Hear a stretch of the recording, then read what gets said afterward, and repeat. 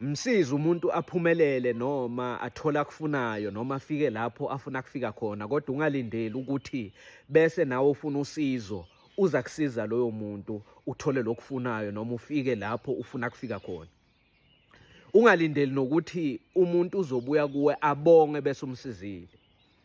Umuntu ujikelana eswini njengotshwala. Umuntu ungamsiza ukuthi aphumelele kodwa bese ale phezulu aphumelele afike lapho afuna kufika khona, akhohlwe ngani benimsiza. Umuntu ujikela bakubo azalwa nabo, ujikela abangani bakhe bebamsiza izinto zingahlangani, athi bese athole la kufunayo bese ubona ngathi hayi nina nisibo bantu. Yazi kukhona umuntu ukuthi uma safuna umsebenzi umzali wakhe kube nguye ohlanganisayo ukuthi izinto zakhe zilunge njengomntanakhe. Uthola ukuthi umzali uzaboleka imali ebantwini ukuthi hayi umntanami uthi ufuna ukufexa, uthi ufuna ukuskena ama-document, uthi ufuna ukugibela ku police station eseduzana yo-certifya yonke into ehlangane noku-aplayela umsebenzi. Umzali ahlanganise, azame, aboleke imali ebantwini ukuze umfana wakhe athole umsebenzi. Umfana wakhe lapho kuleso sikhathi uyanazi nina enizalwa naye, uyanifonela, yazi ngifuna kuye endaweni enjena ngiyosubmit i-application yami, kuthiwa singa-email singa-fax, kumele umuntu ayifikele qathatha ayofaka eboxini lama-applications, afake i-application yakhe. So ngiyacela sesi wami, ngicela unginike u-R200 ukuthi ngizofika lapho ku-aplaywa khona. Hayi amnike, phinda acele komunye futhi azalwa naye, hey uyibani songinikile i-200, wena uma ungangigcwalisela mhlampe ngo-150 ukuthi hey nami ngidlayidle ngoba la ngiyakhona kusekudeni manje hayi ngizoshaya indlala, ngifuna ukuculeka phambi kwabantu sengibulawa indlala. Phinda omunye amnike 150. Uyayibona? Afonele bonke abantu azalwa naye abanye, ubacela i-airtime ukuthi hey la ngiyakhona angazi ukuthi kungakuphi manje ngifuna ukuthi bese ngifike edrobheni lakhona, ngifonele abantu bakuleyo ndawo bangilayele ukuthi lama office engiyakuwo angakuphi. Hayi aphinde omunye amfakele i-airtime ye-R55. Hayi bayazi ukuthi hayi lona sizalwa naye, siyafuna aphumelele, siyafuna akuthole la kufunayo. Ukuthola kwakhe umsebenzi nathi uyosisiza kwesinye isikhathi ukuthi yena makathola lo msebenzi owami uzawuphela nami anganginceda, kanti hayi abazi.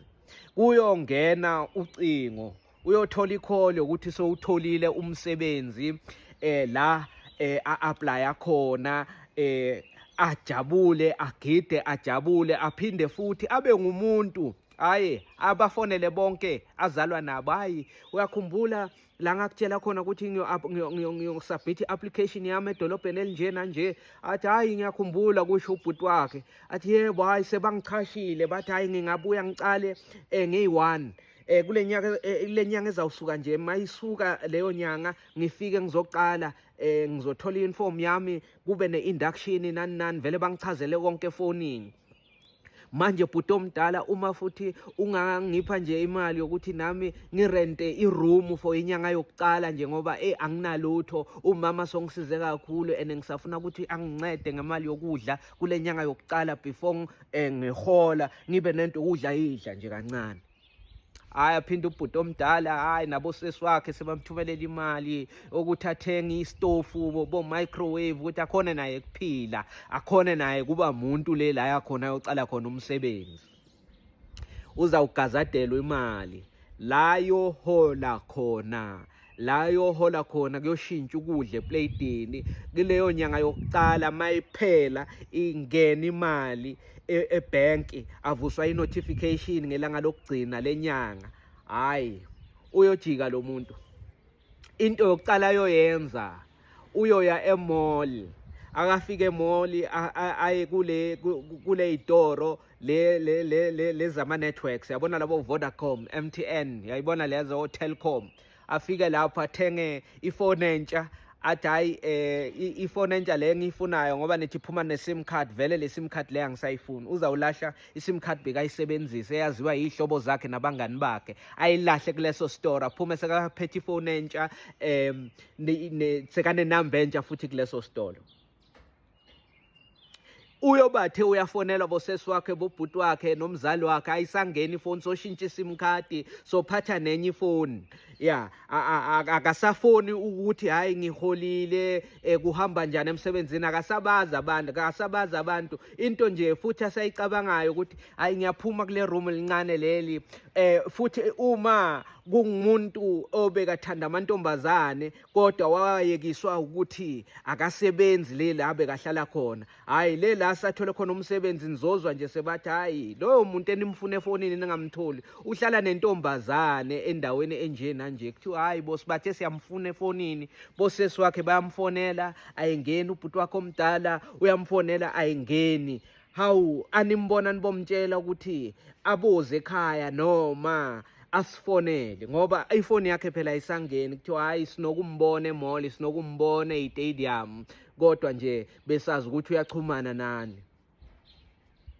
uyoba sengabazi bani bakubo bantu abamsiza kuyophela unyaka wonke angasezi ekhaya kushaye boDisemba angehli kuphela iminyaka sohlala nentombazane nizwe kuthiwa ifurniture uyayithenga la thola khona umsebenzi ifurniture kodwa yonke le furniture ayithengayo ingena emakameleni akhabo lentombazana ahlala kuwo ya so bathengele i-TV enkulu isibhazabhaza sothenge ama-bedroom suite for wonke emakamero okulala loyo muzi sokhiphe nama-room divider amadala wafaka iy'tendi zezimanje i-sitting room yakhona uyayimodernizer khayi kubo abasamazi sekuphela iminyaka uyobuya mzukane kuphela i-contract abathe uyancenga ngoba phela izinto zokuthi ulahla abakini futhi zinokuhambisana nokuthi agcina kujikela amadlozi ibosiso zivele nje ziphele ngokuthi hayi sokhohlwe umuntu wakukhulisa nabantu abakusiza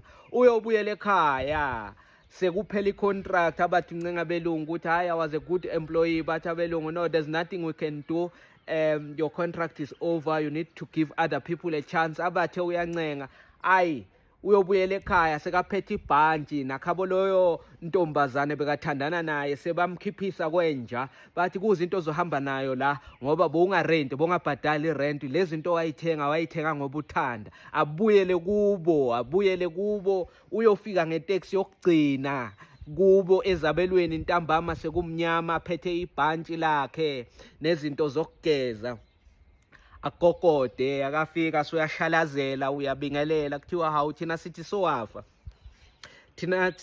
sewafa ngoba kunini sikufuna emafonini sitshela abantu bakule ndawo bowuhlala kuyo ukuthi abakubona bakutshela ubuye ekhaya noma usifonele next asizwa lutho ngawe ubuyaphi usaphila yini abasamniki nethuba lokuthi aphendula nje sebamfaka imibuzo ngoba bamangele ukuthi awu waba njena ngoba bowusebenza lena wahamba lena uyosebenza sikukolokela imali kodwa wabuya sonjena sophethe ibhanti kwenze njani uvalile emsebenzini noma uselifini hayi naye nje sobuke phansi ubeka izandla esihlathini usho nje emva kwesikhashana athi yane